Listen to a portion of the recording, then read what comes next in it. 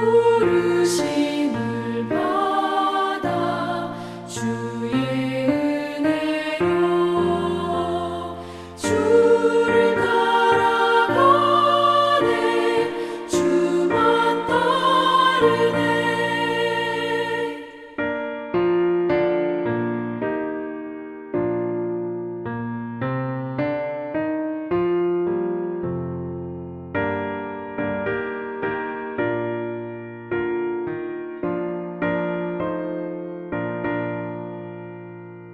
환난 비방 많고 원수 강하나 주의 용서도 힘이 강하니 누가 능히 이겨 넘어뜨리랴. 변함없는 진리 승리하리라. 기쁜 찬송하며 주의 은혜로 주를 따라가네 주만 따르네.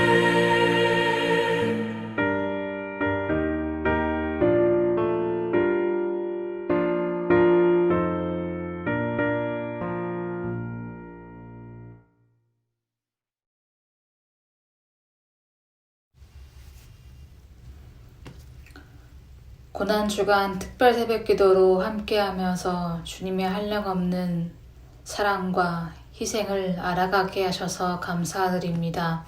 피곤한 몸과 마음을 일으켜주시고 저희 듣는 귀와 생각이 열리어 고난과 어려움 속에서 변치 않는 주님의 사랑을 예배 가운데 알게 하여 주옵소서.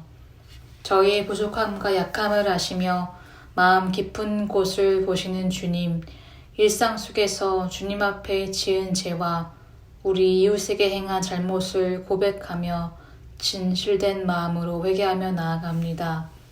저희를 주님의 보혈로 깨끗게 하시고 주님 앞에 온전한 예배자로 서며 이웃에게 진실된 마음과 겸손의 행실로 함께할 수 있도록 은혜를 주옵소서. 고난주간을 특별 새벽기도와 함께하는 주님의 몸된 저희 교회 지체 한 분 한 분을 기억하여 주시고 그리스도께서 이 땅에 오셔서 우리의 죄를 위해 십자가에 못 박히신 그 사랑을 더욱 알게 하시어 그 희생의 의미를, 그 사랑을 오늘 우리 마음 깊은 곳에 다시금 새기게 하여 주옵소서. 매일 주님의 사랑 안에서 걷고 주님의 뜻대로 살아갈 수 있도록 도우시며 그로 인하여 다른 이들을 사랑하고 헌신하는 길을 교훈받게 하여 주옵소서. 이 시간 말씀을 전하실 목사님과 은혜로 충만케 하시고 저희의 기도와 찬양, 마음의 묵상이 하나님께 드리는 향기로운 예배가 되게 하여 주옵소서. 이 모든 간구 예수님의 이름으로 기도드립니다. 아멘. 오늘 이 아침에 우리에게 주시는 하나님의 말씀은 신약성경 마가복음 14장 43절부터 52절까지 말씀입니다. 예수께서 말씀하실 때에 곧 12 중에 하나인 유다가 왔는데 대제사장들과 서기관들과 장로들에게서 파송된 무리가 검과 몽치를 가지고 그와 함께하였더라. 예수를 파는 자가 이미 그들과 군호를 짜 이르되 내가 입맞추는 자가 그이니 그를 잡아 단단히 끌어가라 하였는지라. 이에 와서 곧 예수께 나와 랍비여 하고 입을 맞추니 그들이 예수께 손을 대어 잡거늘 곁에 서 있는 자 중에 한 사람이 칼을 빼어 대제사장의 종을 쳐 그 귀를 떨어뜨리느니라. 예수께서 무리에게 말씀하여 이르시되 너희가 강도를 잡는 것 같이 검과 몽치를 가지고 나를 잡으러 나왔느냐. 내가 날마다 너희와 함께 성전에 있으면서 가르쳤으되 너희가 나를 잡지 아니하였도다. 그러나 이는 성경을 이루려 함이니라 하시더라. 제자들이 다 예수를 버리고 도망하니라. 한 청년이 벗은 몸에 배 홑이불을 두르고 예수를 따라가다가 무리에게 잡힘에 배 홑이불을 버리고 벗은 몸으로 도망하니라. 아멘. 지난밤도 주 안에서 평안히 잘 주무셨습니까?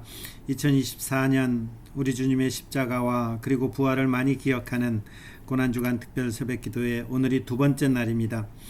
겟세마네 기도 후에 예수님을 잡으러 유다와 그리고 종교 지도자들이 함께 오게 되죠. 칼과 몽둥이를 가졌다 이렇게 되어 있습니다. 요한복음에 보면 이 사람들이 성전 경비병 이렇게 표시되어 있죠. 당시 이제 로마의 통치하에 있었지만 성전 경비병들은 약간의 무장을 하게 되어 있습니다. 그 무장한 성전 경비병을 데리고 당시의 종교 지도자들, 대제사장들, 그리고 서기관들, 그리고 장로들 이들이 예수를 잡으러 오는 것입니다. 그리고 유다가 함께 오죠. 유다는 미리 세워준 계획대로 예수께 입맞춤하게 됩니다. 당시에 인사했지만 이것은 일종의 암호였죠. 그러니까 당시에 어떤 군인들도 예수의 얼굴은 알아볼 수 있었지만 지금 이 시간이 밤이기 때문에 아마 어두워서 낯설었을 것입니다. 그래서 유다는 미리 이분이 예수다 라고 이렇게 입맞춤으로써 미리 정해뒀고 그리고 그 입맞춤을 하게 되는 것입니다. 그리고 이제 이 사건과 관련해서 하나의 에피소드를 더 기록하고 있습니다. 곁에 서 있는 자 중 한 사람, 이게 우리는 누군지 알죠? 베드로죠. 칼을 빼어서 대제사장의 종을 쳤다. 말고의 길을 쳐서 떨어뜨리는 그런 약간의 충돌 사건이 기록됩니다. 그리고 예수는 체포되죠. 그리고 예수께서 체포되자 제자들의 모습이 기록되고 있습니다. 모두 예수를 버려두고 도망쳐 버리는 것이죠. 여기 본문은 이렇게 되어 있죠. 50절 보면 제자들이 다 예수를 버리고 도망하니라 이렇게 되어 있습니다. 사실 유다의 배반 그리고 제자들의 도망은 충격적인 장면입니다. 제자들에게는 어쩌면 가장 수치스러운 순간이었을 것입니다. 이 마가복음이 쓰여질 때는 제자들이 굉장히 왕성하게 하나님의 말씀을 전할 때였는데 아마 야고보 같은 사람은 이미 순교했을 수도 있고요. 그러니까 그런 순간인데 아마 과거에 이런 것들을 기억할 때마다 상당히 수치스러운 순간이죠. 그리고 마가는 벗은 몸으로 도망친 한 청년 이야기, 아마 이거 성경학자들은 이 청년이 마가일 것이다 이렇게 많이들 얘기하곤 하는데 이 벗은 몸으로 도망친 한 청년 이야기로 이 부분을 강조하게 되는 것이죠. 수치스럽다라는 것입니다. 오늘은 본문이 짧은데 다시 한번 본문의 내용을 정리하면 유다의 계획된 배신 행위가 나오죠. 이거 사도행전 표현한다면 유다가 예수를 잡는 자들의 어떤 길잡이로 여기에 왔다 이렇게 되는 것입니다. 그리고 베드로가 칼을 빼어서 말고의 귀를 베어버리는 장면, 그리고 예수님을 강도 취급당했죠. 이 칼과 몽둥이를 든 성전 경비병들이 이렇게 온 것입니다. 근데 마가는 여기에 한 가지를 기록하고 있죠. 잘 보시면 성경을 응하게 한다. 마태복음 같은 경우는 선지자의 말을 응하게 한다, 이루려 한다라는 것을 구체적으로 써 있는데 이사야 53장 12절이나 스가랴 12장 13장 보면 이런 내용들이 나와 있는 거죠. 그가 범죄자 중 하나로 취급받았다 이렇게 되는 거죠. 그리고 마지막에 도망치는 거죠. 제자들이 도망치고 벗은 몸으로 도망친 한 청년이 기록되어 있습니다. 그러니까 예수님 말씀처럼 모든 제자가 다 그를 버렸죠. 그리고 예수는 그렇게 홀로 넘겨지게 되는 것입니다. 자, 오늘 말씀을 기억하면서, 짧은 말씀이니까요, 오늘 말씀을 기억하면서 한 세 가지 정도로 저희들이 함께 적용해 보도록 하겠습니다. 첫 번째는 가룟 유다의 배반이죠. 가룟 유다가 왜 배반했을까 했을 때 이 돈 때문에 배반하지는 않았을 것입니다. 왜냐하면 은삼십이라는 것이 그렇게 예수를 배반할 만큼의 것은 아니기 때문에 그렇습니다. 그럼 왜 했느냐라고 했을 때에 제가 몇 주 전에 주일날 한번 언급한 기억이 납니다. 아마 가룟 유다는 구약에서 말하는 메시아, 이 메시아를 기다린 것입니다. 이 메시아는 어떻게 하는 것입니까? 로마의 압제로부터 선민 이스라엘을 구해내고 옛 다윗의 영광을 회복하기를 기대했을 것입니다.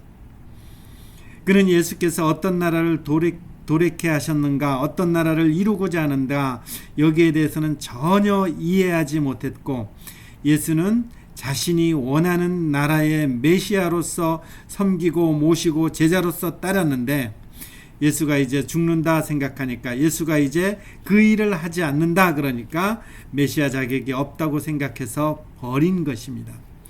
여러분 잘 보시면요, 예수를 믿고 따르는 동기가 바르게 점검되지 않으면 우리도 또 다른 유다가 될 수 있음을 인정하고 조심해야 되는 부분이죠. 아, 예수님은 이런 분이어야 돼 라고 우리는 우리의 어떤 경험, 우리의 어떤 이성을 가지고 이렇게 판단할 수가 있는데, 이 예수님은 하나님이십니다. 하나님은 우리의 피조물로서 판단될 수 있는 분이 아니고 반드시 하나님께서 내가 이렇다라고 계시해 주는, 보여주시는 그분의 말씀대로 우리는 믿고 알고 그리고 살아야 되는 것입니다.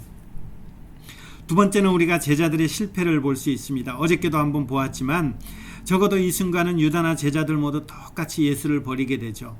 이전에 예수님께서 그렇게 경고했죠. 그럼에도 불구하고 제자들은 절대로 예수를 버리지 않겠습니다. 죽을지언정 이런 표현까지 썼지만 그들은 모두 예수님을 버렸습니다. 왜 예수님을 버렸을까 했을 때 이 제자들도 역시 마찬가지입니다. 두려움 때문일 수도 있고, 이 앞선 얘기들을 보면 예수님으로 인해 한 자리를 얻으려는 그 욕심들이 막 드러나죠. 나는 좌편, 너는 우편 이런 얘기들 막 하고 그러지 않습니까? 오죽했으면 이제 예수님께서 나는 섬김을 받으려 온 것이 아니라 섬기려 한다, 곧 죽기 위해서 왔다, 이런 말까지 하게 되는 것입니다. 그러니까 예수님이 이렇게 잡히실 때 그들은 두려워서 도망쳤을 수도 있고, 예수님으로 인해서 어떤 자리를 얻으려던 그 욕심이 무너진 것 때문에 그럴 수도 있은 것입니다. 여러분, 이 또한 우리에게는 반면교사죠. 경험이 우리를 속이지 않도록 겸손하게 주를 의지하는 자세가 우리에게는 필요한 것입니다. 오늘 저희들이 함께 묵상할 본문은 이겁니다. 예수님께서 성경을 이루신 예수다라는 것입니다. 여러분, 예수님의 제자 중 하나인 베드로가 말고의 귀를 이렇게 베어버리죠. 그리고 예수님이 그 귀를 붙이는 장면이 다른 복음서에는 나와 있습니다. 사실 제자들은 마지막 순간까지도 자신들이 원하는 방식으로 예수가 반응하기를 바라는 것입니다. 그것은 뭡니까? 힘으로, 예수님의 그 능력으로, 예수님의 그 권세로 어떤 예수님의 왕되심을 나타내게 하는 것입니다. 그러나 예수를 따라다녔으면서도 사실 이 제자는 예수님이 뭘 원하는지 아직도 모르고 있는 것입니다. 그래서 오늘 제목을 이렇게 정의해 봤습니다. 그 십자가 3년을 제자 훈련 받았어도 여전히 몰랐다. 어제는 그 십자가 지셔야만 하셨나 이렇게 했는데, 오늘은 그 십자가 3년을 제자 훈련 받았어도 제자들은 여전히 몰랐던 것입니다. 여러분, 예수님은 왜 이 십자가를 지는 것입니까? 오늘 마가복음 본문에는 등장하지 않지만 이 베드로가 말고의 귀를 베어버렸을 때 마태복음에는 이렇게 되어 있습니다. 너는 내가 내 아버지께 구하여 지금 12군단 더 되는 천사를 보내시게 할 수 없는 줄 아느냐라는 것입니다. 예수님은 이 성전 경비병들, 그리고 이 대제사장들, 장로들, 그리고 서기관들 한꺼번에 쓸어버릴 수 있다라는 것입니다. 12군단 더 되는 천사를 동원할 수 있다라는 것입니다. 근데 예수님은 그 일을 안 하신다라는 거죠. 왜요? 예수님이 방식은 그게 아니라는 것입니다. 우리가 지지난주에 요한복음을 통해서도 보았죠. 후에 빌라도 법정에서도 보면 네가 왕이냐 네가 왕이냐 막 했을 때 예수님이 내가 왕이다 이렇게 할 때에 이 질문을 하잖아요. 네가 왕이면 저 유대인들이 왜 네를 죽이려고 하느냐, 니네 나라 왕을 왜 죽이려고 하느냐, 이런 질문들을 막 할 때에 예수님이 이렇게 하죠. 내 나라는 다르다라는 것입니다. 이 땅의 나라들은 힘과 권세와 권력으로 통치하지만 내 나라는 다르다라는 것입니다. 만약에 내 나라도 너희들 나라처럼 이 땅의 나라처럼 힘과 권력으로 한다면 내 종들이 싸워 나로 유대인들에게 넘겨지지 않게 하렸으리라, 이렇게 말하는 표현하는 것이죠. 그러니까 예수님은 얼마든지 힘과 권세와 권력과 심지어 예수님의 능력으로 인한 그 기적으로 그 나라를 세울 수 있지만 예수님이 방식은 그것이 아니라는 것입니다. 예수님의 방식은 뭐냐라고 했을 때에 이후에 이루어질 고난, 그리고 십자가 죽음을 통해서 그 나라를 통치하는 것입니다. 이게 십자가 사건의 의미인 것입니다. 우리는 고난주간에 이 고난을 따라하는 것이 아니라 이 고난, 이 십자가 죽음을 통해서 이루신 그 나라의 통치를 받는 것이 더 중요한 것이죠. 그러면 이 십자가를 통해서 이루고자 하는 것이 뭡니까? 라고 했을 때에 우리는 지난주의 말씀들을 한번 다시 묵상해야 될 것입니다. 예수님은 십자가 사건을 통해서 우리를 그 성소의 자리로 인도하시는 것이고, 그 성소의 자리에서 하나님의 영광과 하나님의 기쁨과 하나님의 하나됨과 하나님의 복락을 누리도록 하는 것입니다. 이게 하나님 나라의 특징이라는 것입니다.